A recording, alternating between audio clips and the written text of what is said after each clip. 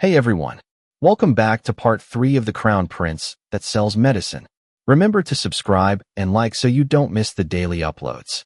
From the same author who gave us the world's greatest estate developer, this one follows Lloyd's descendant centuries later. Alright, let's get started with part 3. Lachiel brought the flame close to the top of the cupping device. Damien continued to repeat his mantra, "I'm a warrior." The top of the device quickly caught fire, burning brightly on his back. Damien stubbornly insisted, "This kind of thing won't do anything to me." Immediately afterward, a scream ripped from his throat. Those outside the room jumped at the sound. The guard exclaimed in horror, "Oh my God!" Damien's entire body trembled with pain. Lachiel smirked, taunting him, "Such a child. You still dare call yourself a warrior? Hey, are you crying?" Despite his mocking tone, Lachiel was genuinely concerned for his patient. He thought to himself, "It's probably very painful, but just bear with it." Lachiel pondered the mysterious mark on Damien's back. The reason Damien can't leave the underworld is because of this mark, a mysterious mark with a sword right in the center. The curse of those who bear this mark activates when blood circulation increases. He recalled the fighting moments of the puppets bearing the same mark. The moment they experience fierce battle in the arena, they experience excruciating pain. Those people are like puppets controlled by someone. To be able to endure that pain, they have to buy painkillers from Kuzmin with borrowed money. Then they have to fight another match to pay off the debt. Lachiel crossed his arms, clicking his tongue in frustration at the ruthless exploitation of the man behind it all. Fight, medicine, an endless loop. Kuzmin, that damn bastard. The room filled with smoke from the cupping device. He observed Damien's current state. The top of the device is already half burned. I need to use high heat to erase the mark first. Suddenly, a mischievous grin spread across Lachiel's face. "If I cure the protagonist, the strongest person in the novel, and keep him on my side, I'll have another life." He was giddy with excitement as he thought about the promising future. "Things will be even better if I can also treat the other gladiators." Damien, drenched in sweat, gritted his teeth, enduring the searing pain emanating from the large device affixed to his back. After a time, the thick smoke began to dissipate, and Lachiel exclaimed, "All right, are you done? It's finished. You can sit up now." Damien shakily sat up, his back a fiery red, marked with a large circular imprint from the cupping device. Watching the mark on Damien's back gradually fade, Lachiel beamed with satisfaction. "Good, it's fading a bit now." He puffed out his chest, brimming with pride. "How do you feel? Better, right? No more pain, right? You're feeling invigorated, aren't you?" At Lachiel's prompting, Damien slowly assessed the changes in his body. Astonishment washed over him as he realized the pain had significantly subsided. He stammered in disbelief, It actually is better. I feel much better." Damien's spirits lifted, a warm smile spreading across his face. "It's been so long since I felt this comfortable." Lachiel, hearing this, rubbed his nose in satisfaction. "No need to be so formal, but you're not fully recovered yet." He added impulsively, "You'll need a few more sessions. A few more treatments." Damien responded, bewildered. "Is that so?" Lachiel carefully instructed, "If any blisters appear on your back, don't touch them. Don't overexert yourself, and avoid greasy foods." Damien asked doubtfully, "Overexert myself?" Suddenly, Lachiel stood up abruptly, shouting with a hint of indignation, "That means no fighting. Don't you understand?" Damien hesitated, protesting weakly, but he clenched his fists. "Gadon won't allow that." Understanding Damien's predicament,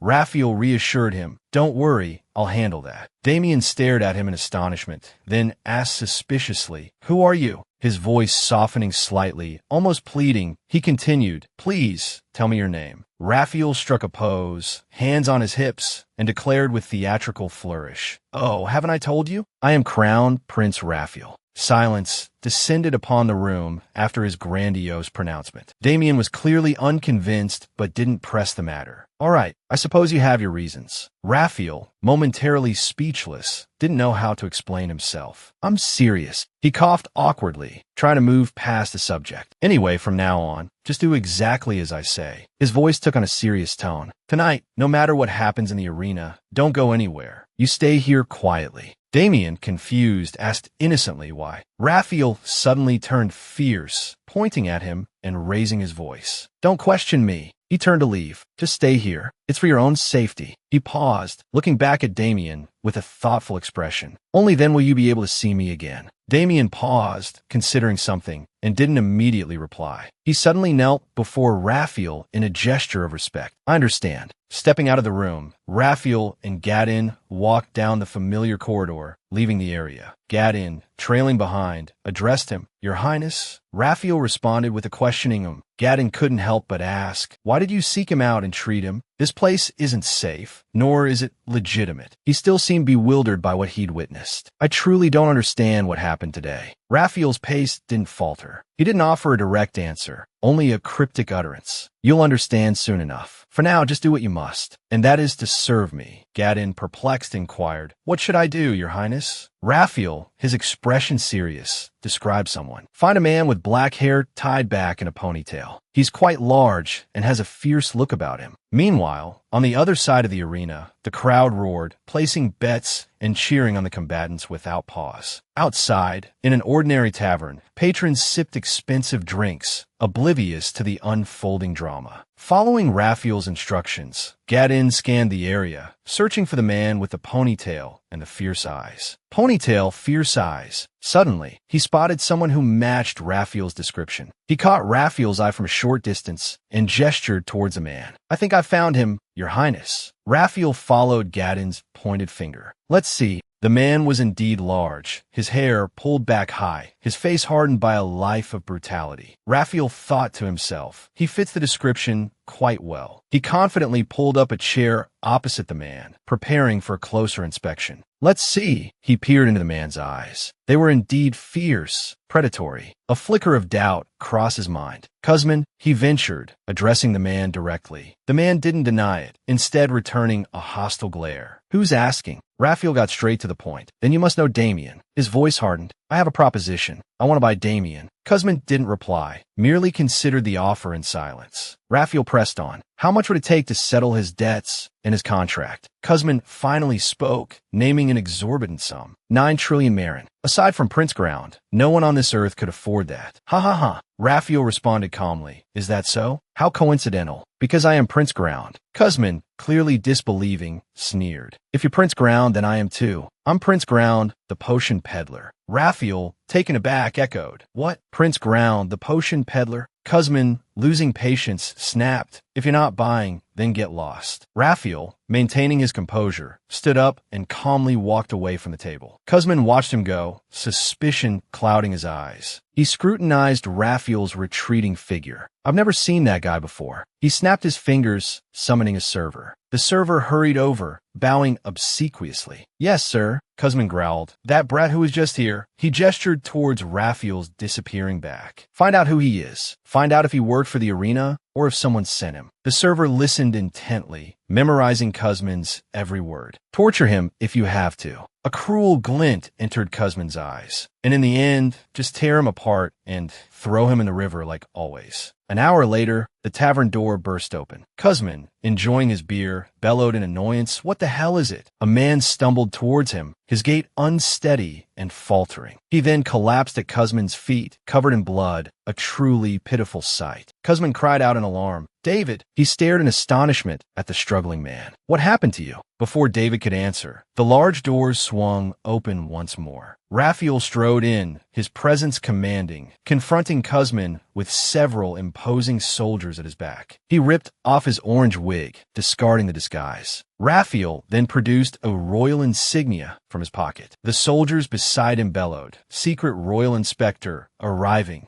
Raphael, his true face now revealed, confidently brandished his symbol of authority. Just an hour earlier, outside the tavern, the streets had bustled with activity. Gadin, stiff with anxiety, kept glancing nervously behind him. Raphael, displeased, chided him, just act natural. You're being far too obvious. Gadin scratched his head, understanding dawning on him. Yes, Your Highness. It's just that I've never been an undercover agent before, haha. Raphael sensed someone watching them. Knew it, he muttered, his thoughts turning to the figure lurking behind the wall. The moment Kuzman feels threatened, he has someone tail anyone who makes him nervous. David, concealed in the shadows, cautiously observed them. Raphael recalled his deliberate approach to Cusman's table. That's why I made a point of approaching him, he thought wryly. He's so predictable. From his hiding place, David slowly drew a small dagger. He turned to attack, but suddenly collided with a tall, armored figure. The guard glared menacingly at David. A group of soldiers surrounded him, causing him to panic. You are guilty of attempted assassination of the royal family. At that moment, Raphael confidently displayed his royal insignia before Cusman. The soldiers behind him announced, their voices booming, "Royal secret agent, present." Cusman, realizing the unfavorable turn of events, gritted his teeth. Gadin, looking at Raphael in bewilderment, asked, "What's all this about?" "Royal secret agent." Raphael scratched his head innocently. "Nothing much. Just wanted to try saying it once." He then handed the insignia back to the soldier beside him. "Good work." Gadin, still bewildered, stammered, "Yes, Your Highness." Cusman, sweating profusely, couldn't hide his anxiety. "What's going on here?" He stared at the gleaming insignia, puzzled. The Royal Guard? What are they doing here? Raphael cut through Cusman's confused thoughts, pointing at him dramatically. "I, Crown Prince Raphael Ariana Magentano, command you. Raise this place to the ground." His gaze fixed on Cusman, sending a wave of panic through him. "Especially that man. Don't let him escape." The soldiers beside Raphael sprang into action, advancing menacingly. "Yes, Your Highness." Gadin, astonished, thought to himself, "Unbelievable. Everything is happening exactly as he predicted." He watched the soldiers sweep through the establishment, carrying out Raphael's orders. His Highness has changed completely lately. The employees of the illicit tavern were rounded up and taken away. Gadin marveled inwardly. Now he's even cracking down on underground organizations. And deeply concerned about the current state of the nation, Raphael wore a wide, satisfied grin. He beamed at his swift soldiers. "Magnificent. You all are incredibly efficient." His thoughts raced with the possibilities of what he was about to acquire. "With this, I'll gain a substantial amount of life force." Suddenly, Raphael remembered Cusman and called out mockingly, Cusman,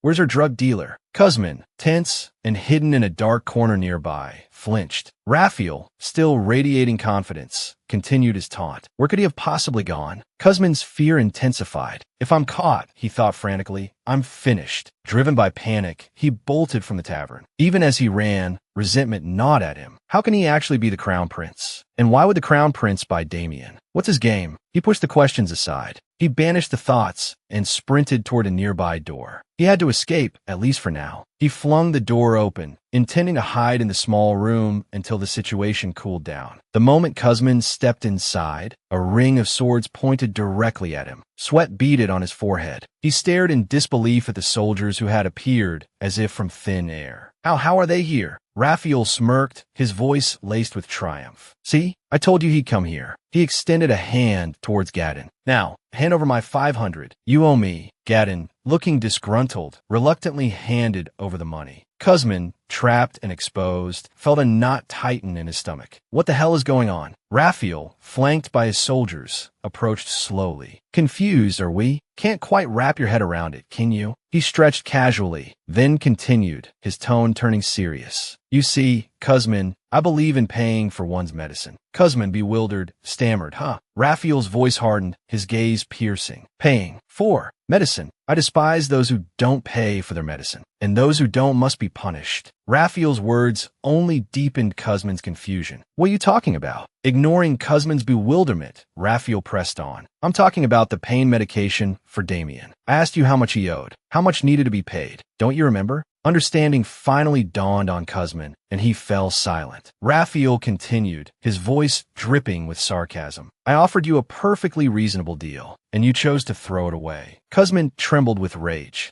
Gripping a sharp knife in each hand, he lunged at Raphael. "Shut up." But before his blades could reach their target, a massive fist slammed into his face, sending him reeling. His face contorted in pain, and a tooth flew from his mouth. He dropped his knives with a groan. A soldier stepped forward, shielding Raphael from Cusman's attack. From behind the soldier's broad back, Raphael sneered. "Pathetic." Cusman coughed, choking on blood that flowed freely from his mouth. The soldiers leveled their swords at him. "You'd best get on your knees." Cusman's brow furrowed, his mind racing. Damn it, it's come to this. He retrieved a small pill hidden beneath his tongue. He bit down hard on the pill. Kuzmin began to count down. The pill contained a small explosive. 5 seconds. It would detonate in 5 seconds. He relished the image of the explosion. It will cause a massive explosion and intense aftershocks. Thick smoke and dust will obscure everything. Anyone who comes into contact with the poison will be paralyzed. If they're unlucky, they'll die. Kuzmin was confident that the poisonous smoke would take down those hulking soldiers. But he would survive by rolling on the floor and escaping as soon as he spat out the pill. He relished the image of finishing off Lachiel. And then what? He would take the crown prince's head.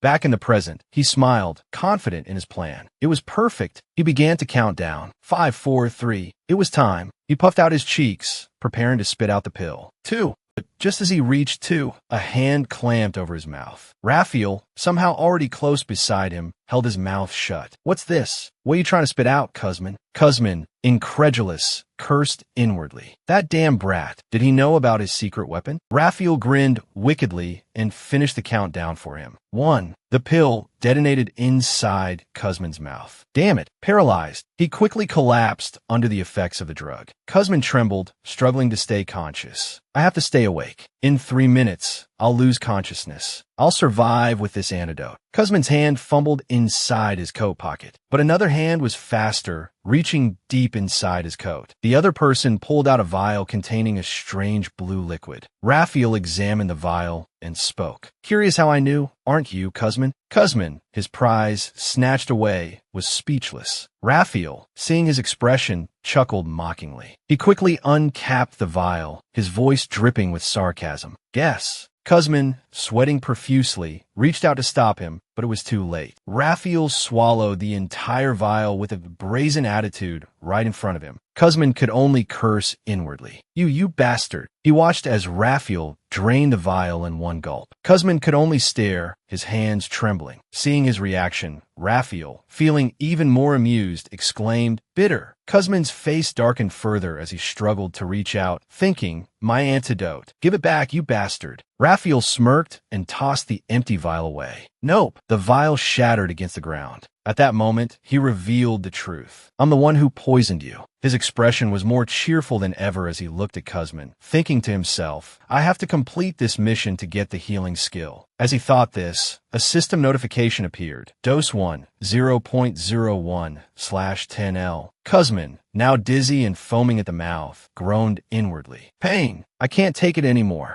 In the next instant, his entire body collapsed to the ground, unconscious. Seeing this, Lachiel smiled and gave a satisfied thumbs up. Ready? He looked behind Kuzmin, observing carefully. Below the 5th thoracic vertebra, 2 sides about 1.5 inches apart. With that thought, he used the sinew acupoint, pressing firmly on the exact spot. Kuzmin instantly jolted awake, crying out in agonizing pain. Inside Lachiel's body, a change occurred. He smirked, thinking, now for the antidote. The system prompt appeared. Administer 0.01L of antidote. He kept his hand pressed firmly against Kuzmin. Kuzmin's eyes bulged, his mouth agape as he cried out. Then his head slumped to the floor, his eyes closed. The familiar chime of the system echoed. Quest, level 1 healing skill activated. Patient, Kuzmin. Treatment, antidote. Lifespan increased, 21 years, 2 months, 1 day. Bonus lifespan, 3.81 days, rounded to 4 days. Remaining lifespan, 118 days. Lachiel stared, eyes wide with astonishment, his hand clenching. Yes, he breathed. He then barked orders to his soldiers. Everything was proceeding smoothly, according to plan. Seize him, he commanded, his gaze stern. Now, retrieve what we need and return to the palace. Meanwhile, within the palace walls, Damien led a group of fighters in a fierce counterattack against a swarm of soldiers. The last remaining soldier, witnessing their overwhelming power, recoiled in terror. He stumbled back, his eyes wide with fear, watching Damien advance. How can these fighters be so strong? He wondered. As Damien continued to approach, the terrified soldier yelled, I told you to stay back. He drew his sword, but just then, Lachiel appeared. The other soldiers gasped. Your Highness! Damien, his attention caught by the exclamation, turned to see Raphael approaching, hands clasped behind his back. "Do you believe I'm a crown prince now?" he asked. Damien lowered his sword, a dark memory surfacing. He saw his mother, as she was in his childhood, dying before his eyes. Mother, he thought. This is how she looked before she died. That day, a day of raging storms. I'm dreaming of that day again. The day I was left alone in the world. No, the day I was abandoned. A shout jolted him awake. His eyes snapped open. He sat up, finding Raphael and Gadin waiting for him. Seeing Damien was conscious, Gadin smiled and extended a hand. "Allow me to introduce myself. I am Piero Gadin, the Crown Prince's physician." Damien shook his hand. "Damien Lion," he replied. Raphael turned and headed for the door. "Pleasantries are over. Follow me. We have a busy day ahead." Gadin, curious, asked, "Your Highness, what are you planning?" Raphael snapped, "Planning? Do you doubt me?" Damien remained on the bed, lost in thought. A short while later, everyone was gathered in the steam room, seated on benches. Damien asked bluntly, "Where are we?" Raphael smiled. "A treatment room, of course." Sergio's eyes widened in surprise. "You not only rescued us from that hellhole, but you're also providing treatment?" he asked, incredulous. "Why are you being so kind?" Raphael was momentarily speechless. He's right to be suspicious, he thought. I'm not doing this out of the goodness of my heart. He looked at the fighters, most of whom were in their 20s, the oldest barely over 30. If I can lift their curse, I'll gain a significant amount of life force. But if I tell them the truth, they'll think I'm insane. Thinking about this, Raphael declared in a resounding voice, "There's no such thing as a free lunch in this world. Do you think I'm just being nice to you? Don't be mistaken." He crossed his arms over his chest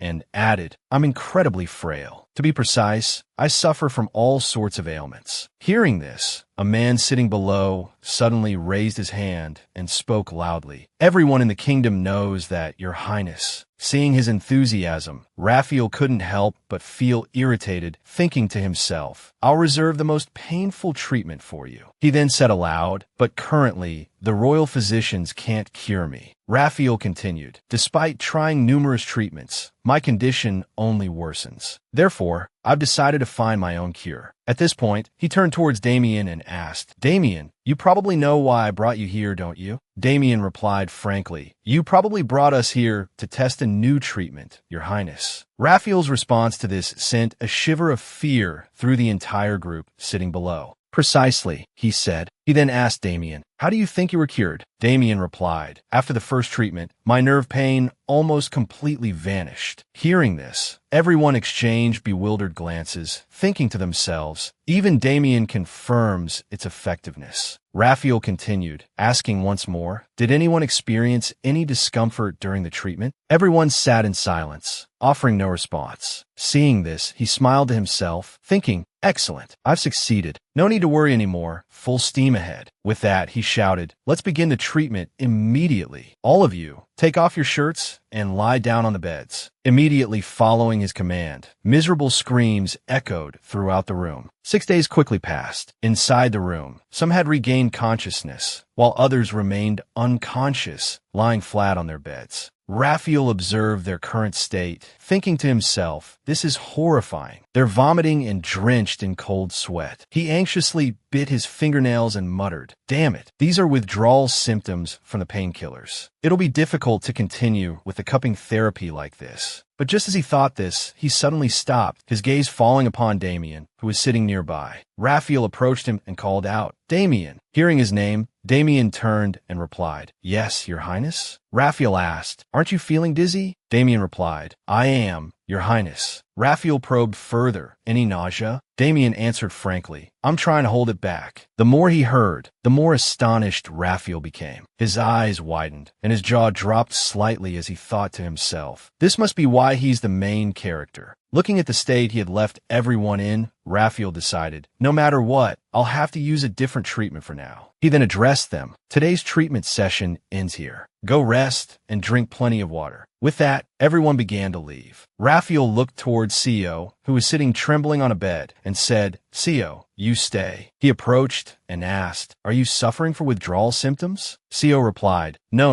I'm fine." Raphael pointed to the bed and said, "Lie down. You look pale. Let me help you." Sio's expression was one of confusion.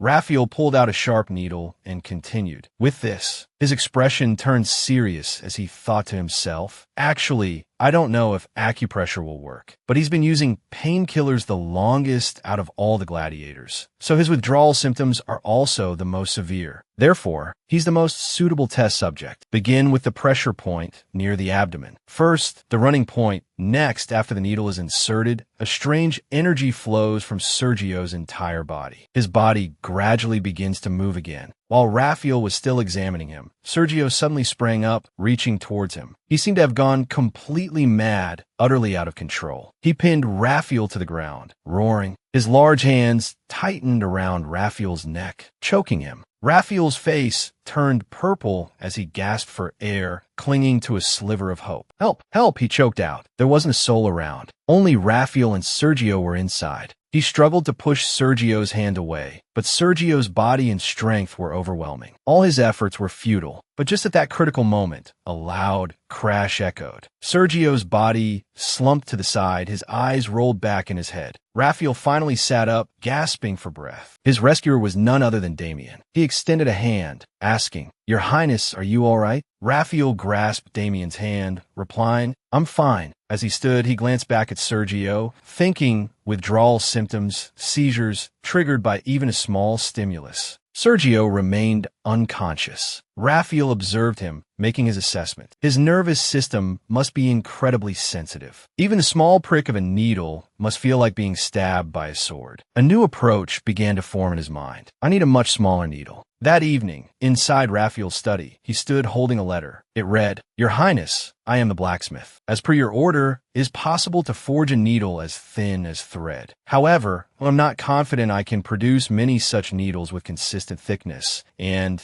I'm unsure it will function as you intend. I believe it would be extremely difficult, if not impossible, for anyone but a dwarf." The letter ended with an apology. Raphael sighed in frustration, placing the letter on his desk. "This is driving me mad. I don't have much time. The withdrawal symptoms will only get worse." He ran a hand through his hair, wondering what to do. The system then appeared. "Your internal organs have detected stress. Stress is the root of many illnesses. Your internal organs advise that you resolve this stress." Meanwhile, inside Raphael's body, his lungs patted his heart, singing cheerfully, "We are the lungs. We are the lungs." His heart sighed. "Should I give you a hint?" Joza, also inside, massaged his leg, adding, "Wouldn't it be wonderful to hear a hint before the sphincter fully opens?" Suddenly, the system notification appeared again, startling Raphael. "What is this?" The words on the board read, "By investing the HP you've received, you can unlock countless skills and/or summon monsters." Raphael, having read this through, thought with a surge of excitement, "I can summon monsters?" This was mentioned in the novel too. Without further hesitation, he selected Summon. The system prompt appeared. "You have selected Random Monster Summoning. A summoned monster possesses a strong ego, absolute loyalty to its master, and provides access to a variety of skills. A random first summon costs 300 HP. Current HP, 500. Do you wish to proceed with the random summon? Yes/no." As Raphael reached out to press yes, he prayed, "Please, let it be something good." The system immediately responded, beginning random summon, deducting 300 HP, remaining HP 200. Before summoning commences, please vocalize the skill you desire your summoned monster to possess. The summoned monster will inherit the skill you request. Hearing this, he didn't hesitate to shout, "I want a ton of micro needles. I want a summon that can provide many such needles with high stability." His fervent wish was quickly registered by the system. Request recorded. The words flashed before him.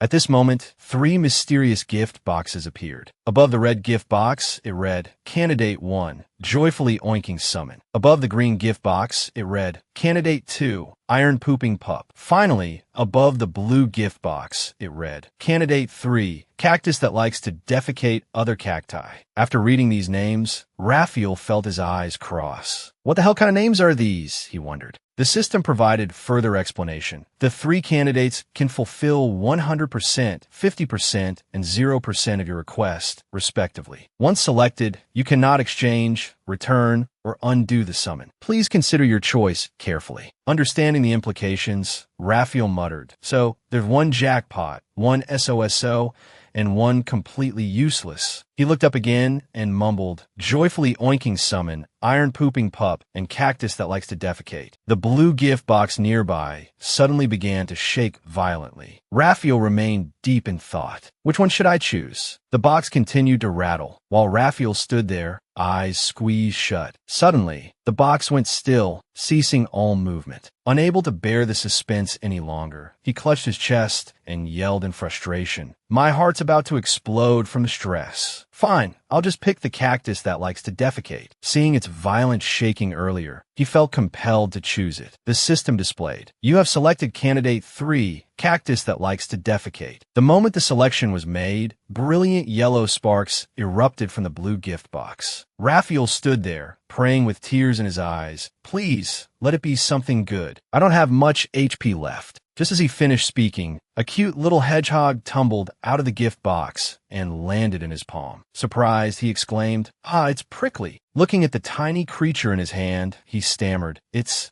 a hedgehog." Suddenly, a red pouch appeared on the hedgehog's back. The system displayed instructions. Gojium User Manual. The size of the Gojium can be altered by feeding it the included sunflower seeds. Raphael, bewildered, wondered, where did that come from? Inside the pouch, various items began to appear, each accompanied by detailed information. Red sunflower seeds. Enlarges Gojium. Fixed duration of 12 hours. The blue sunflower seed created a tiny Gojium. Please feed Gojium before the time limit expires and it transforms into a giant. Gojium skill is Infinite Thorns Level 1. When a thorn is plucked, a new one regrows in the same spot. Chestnut Attack Level 1. Gojium transforms into a chestnut and attacks. Tricolor Explosive Thorns Level 1. Gojium shoots white, brown, and black thorns. The pain inflicted depends on the color of the thorn that hits the target. Raphael exclaimed in surprise, his thoughts mirroring the image of a hedgehog. Its attacks are mainly thorn-based. At this point, Raphael looked towards Gojium and asked, Gojium, can I pluck one of your thorns to use? It immediately chirped as if in agreement. He asked again, really? It doesn't hurt. Despite saying so, it was still incredibly frightened, its whole body trembling. Raphael said, all right, I'll take one white, one brown, and one black. He directly used the white thorn to prick his own hand, thinking to himself, the white one causes minor pain. It'll be fine for the warrior. Next was the brown thorn. The brown one stings like a bee. Suddenly, Gojium cried out loudly. Raphael asked about the black thorn and was told it was at the cold level. Do you know how painful that is? Looking at the emanating black thorn, Raphael felt a chill. It felt quite gruesome. I'll try it on someone else next time. Anyway, the needle problem has been solved. He was more delighted than ever. Ignoring the blood flowing from his hand as he gripped Gojium, he smiled broadly and exclaimed, Gojium is mine now. It also chirped happily, Gojium. A moment later, inside the royal palace, a voice echoed from a large room. Your Highness, what is that? Gadin, looking at the hedgehog on Raphael's shoulder, his eyes wide with bewilderment, asked, What is this? Seeing his surprise, Raphael quickly explained, Say hello. This is Lord Gojium. Gadin asked in wonder, But how did you get it? Hearing this, Raphael stood there, rambling on for a while. Then he turned and walked away. You can ask the rest of the details from Lord Gojium. It chirped Gojium. Gadin seemed to realize something, thinking to himself, No, that's a summon monster, isn't it? 300 years ago, a genius estate designer, Loy Frontura, had a pack of rats, a dragon, and so on, helping him on rare occasions. There are summoned monsters that appear in this world before the chosen humans and willingly work for them for the rest of their lives. They are truly rare and mysterious beings. Thinking about this, he wondered, but how did His Highness acquire a summoned monster? He looked towards Raphael's departing back. Your Highness, is there something about you that I don't know? The scene shifted to Sergio, who had now fully regained consciousness. He bowed his head, clutching the blanket tightly, and cried out, I beg your forgiveness, Your Highness. I committed a deadly sin yesterday. Seeing his sincere apology, Raphael replied, Don't worry about it. Such things happen when you experience intense pain. But now you don't feel anything anymore, no matter how many needles I use. Sergio, hearing this, asked in bewilderment, Huh? But you haven't done anything yet. Raphael pointed to Sergio's hand and said, I already did. On Sergio's hand, a series of white needles were now inserted. He cried out in astonishment, What? Raphael, with a smug look,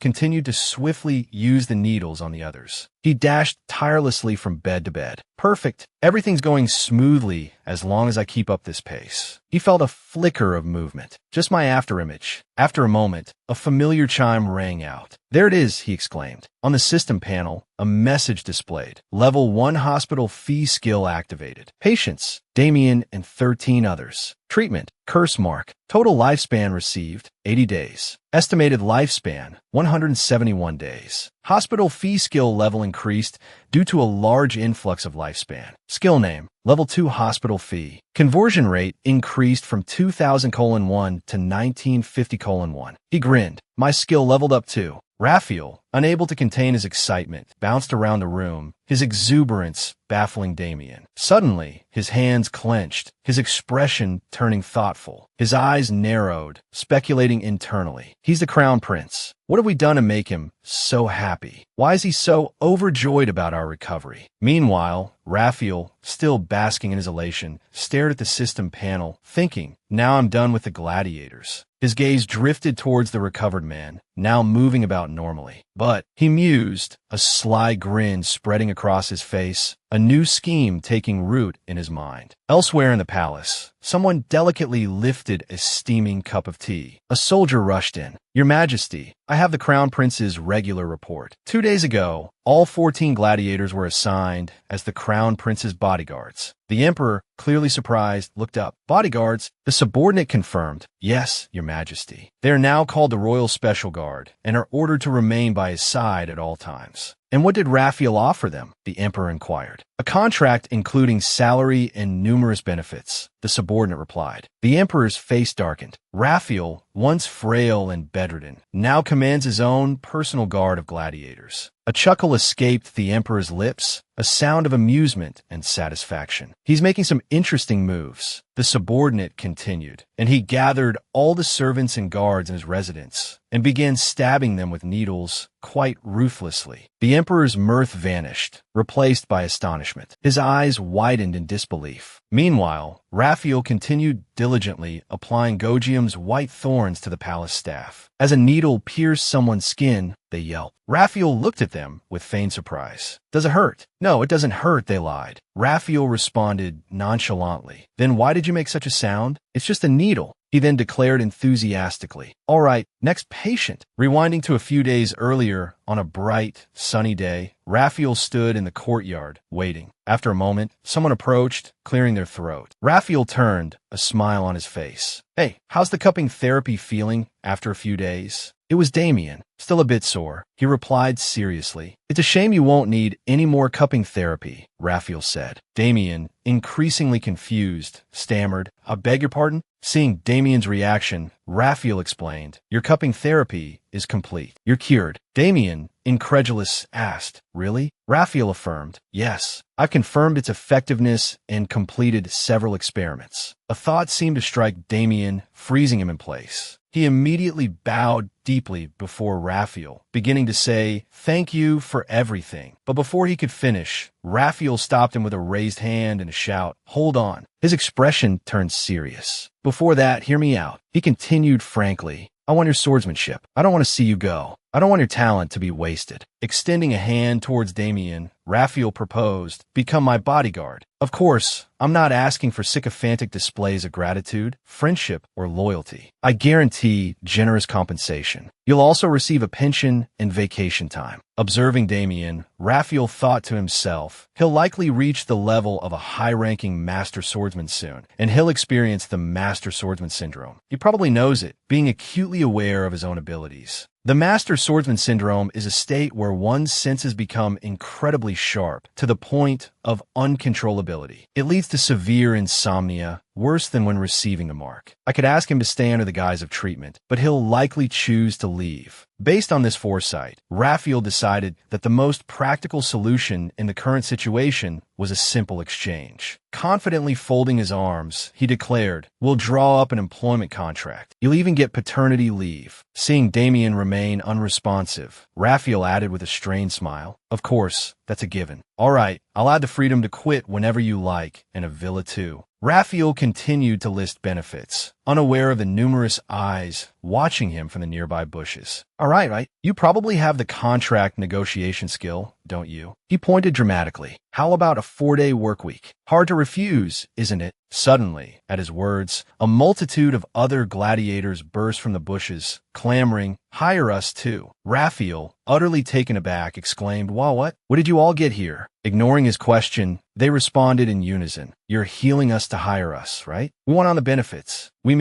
want to repay your kindness. We'll protect you when Damien is away. You said you'd help us improve." Taken aback by their outburst, Raphael asked, "It's not because I healed you or anything. You're that interested in money and benefits." Without hesitation, they roared in unison, "Yes, sir." Their frankness caught him completely off guard. Do they have to be this honest? He thought, bewildered. The image of a help-wanted sign flashed through his mind. Part-time employees wanted. No experience necessary. Must enjoy a relaxed work environment. He sighed. Well, at least honesty is a good thing. People who harp on about loyalty and such are just asking for trouble. It's also good to build my own exclusive force. The Royal Guard doesn't belong solely to me, so there could be conflicts in the chain of command, and the Emperor's orders will always take precedence. After careful consideration, Raphael no longer hesitated and agreed with them. All right, you're all hired. You'll be my exclusive Royal Special Guard. Hearing this, the gladiators were so overjoyed they could barely stand still. They cheered and hooped, their hands raised in celebration. Raphael continued, "We'll call it the RSG for short." Damien, who had been silently listening until now, hadn't responded. But seeing the happiness on everyone's faces, a warmth spread through him, and a small smile unconsciously touched his lips. Raphael then turned and walked away, thinking to himself, even after healing all of them, my added lifespan isn't that much. Even if I extend my life to 100 years, I'll only gain 18 extra days. His eyes widened suddenly as the thought struck him. With this weak body and stamina, I can't go out and search for patients myself. Before his eyes stood the vast palace, its grounds spacious and refreshing. Time flew by, and soon evening arrived, the moon rising high in the sky, casting a brilliant light. Inside a large room, a faint glow filtered in from the windows. Inside, Raphael sat with a darkened expression. He spoke in a serious tone. "I must build a clinic in the auxiliary palace." Damien, standing beside him, asked curiously, "What do you mean?" Raphael looked up and asked, "You don't know what a clinic is?" Damien replied, "Ido." But then, before Raphael, Gadin suddenly began to tremble, shaking uncontrollably. He couldn't hold back any longer and burst into tears, crying out loudly. Raphael, startled, jumped back and asked in alarm, "What is it now?" "You scared me." Gadin, his eyes shining brightly, raised a clenched fist towards the heavens and declared, "Ah, I finally understand. I understand the beauty and nobility in your heart. You want to help and care for the people by building a clinic." This was a scenario Raphael hadn't considered, but it sounded reasonable enough. He stood up abruptly and added, Yes, that's it. You finally understand my intentions." Gadin became even more effusive. "To think you would still care about the health of the people, even while you yourself are ill." Both of them struck a pose, declaring in unison, "All of this is for the people." Damien had witnessed this entire display, speechless and unsure what to say, simply standing still. After their theatrical performance, the two returned to their normal demeanor. Raphael spoke, "I'm thinking of treating my people within the palace first." Gadin replied, "The people in your palace, sir. Let's say I set up a clinic inside the palace to treat everyone. Do you think they'll feel comfortable coming and going to receive treatment?" Raphael asked. Gadin considered this and hesitantly replied, "Since this is still the Crown Prince's palace, I doubt they'll feel at ease coming here." Raphael continued, "That's why we'll need to promote it. My successful treatments will reassure them and encourage them to come. Word of mouth will spread." A confident smile played on his lips. More and more people will come here to receive treatment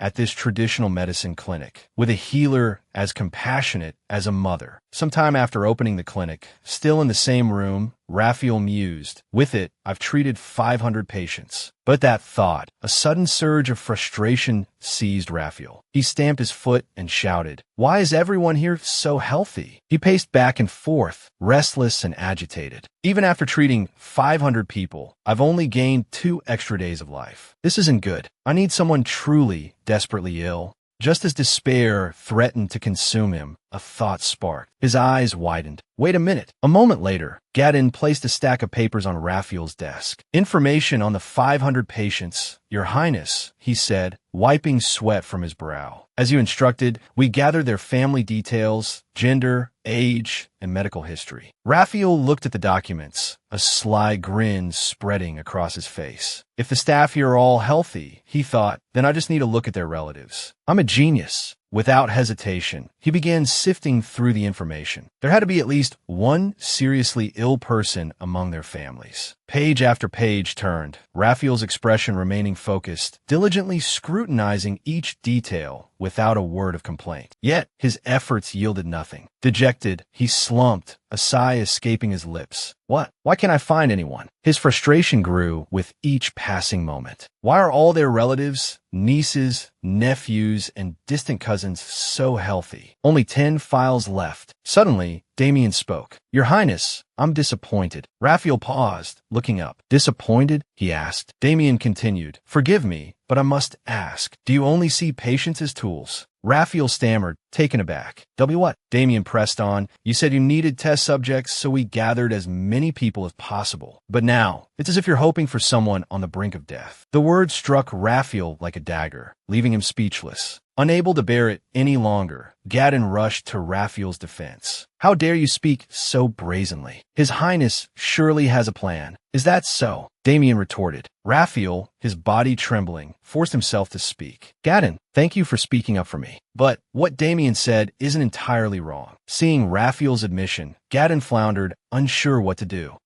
I apologize, Your Highness. Then Damien spoke again, this time with a hint of reproach. Your Highness, you're being too harsh. How can you humiliate a loyal subordinate who defended you? Despite being defended, Gadin bristled, snapping back. Look who's talking. Weren't your words to His Highness just as harsh? Witnessing this exchange, Raphael was dumbfounded. What kind of play are they putting on? He wondered, his head beginning to ache. He waved them away, exasperated. Both of you out. Get out, he shouted. Turning back to the task at hand, he cradled his head in his hands. Only 10 pages left. Just as he uttered those words, a particularly long information sheet caught his eye. It read, I don't know if I'm allowed to say this in the survey, but I'll muster my courage and write it. I have an 8-year-old brother. Once or twice a month, his entire body convulses, and he foams at the mouth as if possessed by a demon. I've asked several doctors to examine him, but they couldn't find the cause. Priests have also prayed many times, but they say they've done everything they can to exorcise the evil spirit possessing him. Reading this, Raphael couldn't help but let out a small laugh. Found him. And that's it for today's episode of The Crown Prince that sells medicine. If you enjoyed it, make sure to like, comment, and subscribe. It really helps the channel out. The next episode is already up on the channel, so don't wait. Go watch it right now and keep following the journey of Lloyd's descendant. Thanks for watching, and I'll see you in the next part. Same time, same place.